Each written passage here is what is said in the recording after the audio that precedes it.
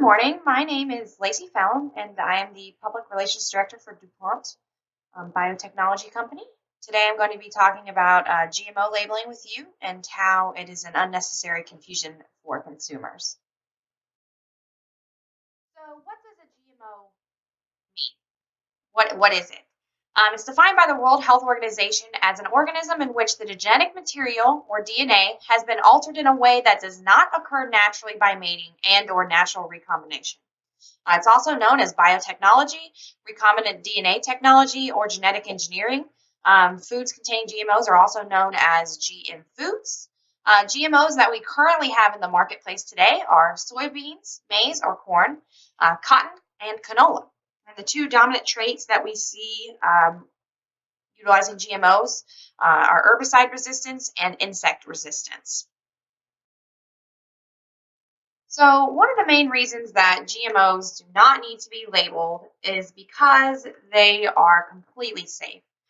They have been commercially used since the 1990s, and many of the food products that millions of Americans eat today include these GMOs. There's no significant difference between nutritional and food safety values when comparing genetically modified organisms and conventionally bred crops. The methods that we use to produce GMOs are not considered material information required to be disclosed in the labeling of foods, and that law is set by the FDA. The FDA, Food Drug Administration, has a pretty good handle on what consumers need to know and what is safe for consumers. So the fact that they, as an organization, do not think that GMOs need to be labeled because of the way that they're created is a big sign that they're safe. Another thing is labeling a product containing GMOs implies that there's something harmful within the product, which is very misleading because there's not anything harmful. And if there was something different with the characteristics of a product, let's say a GMO product, the FDA already has regulations in place that will require that GMO to be labeled. So some of the main issues with implementing a labeling requirement for GMOs include how we would implement such strict labeling requirements. It would require a lot of manpower, a lot of training, and the guidelines would have to be very straightforward and strict. Taxpayers would be funding this labeling, so that's one more thing that taxpayers would have to fund that really isn't necessary. Labeling on GMOs would increase food prices. This would harm middle-class American families.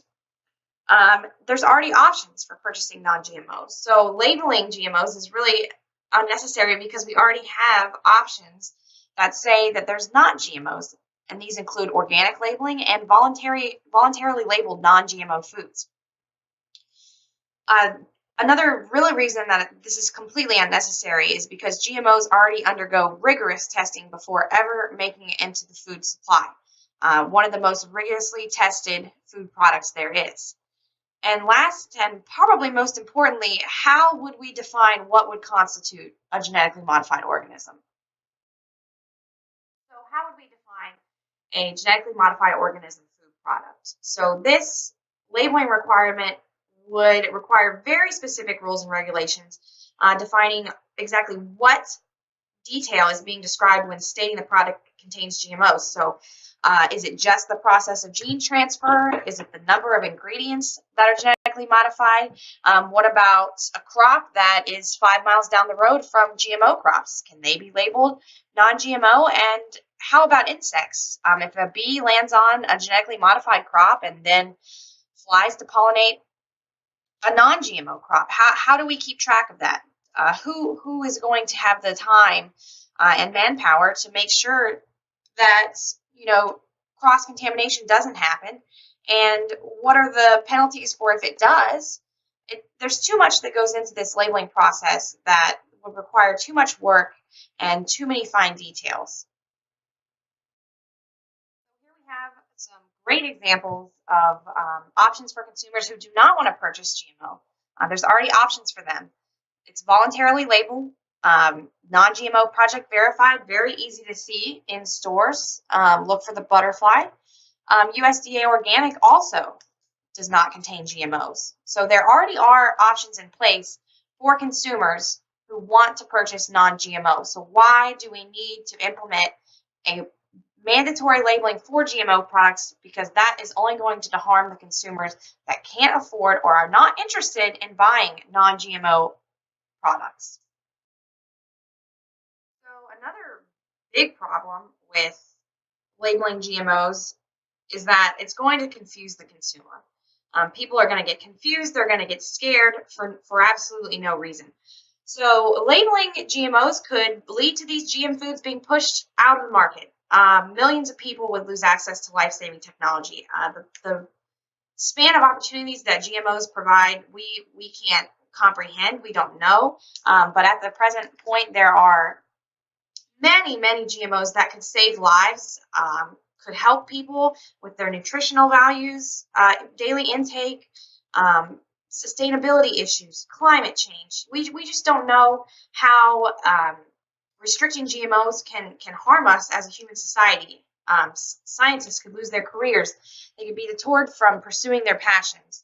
And as I stated earlier, less options for consumers. But really want to nail in on how we are going to feed 9 billion people by 2050, address climate change and sustainability issues if we're going to push out the most up-to-date technology that we have surrounding agriculture, which is a huge impact on the environment. So why would we want to push out something that could possibly help us in so many ways in the near future?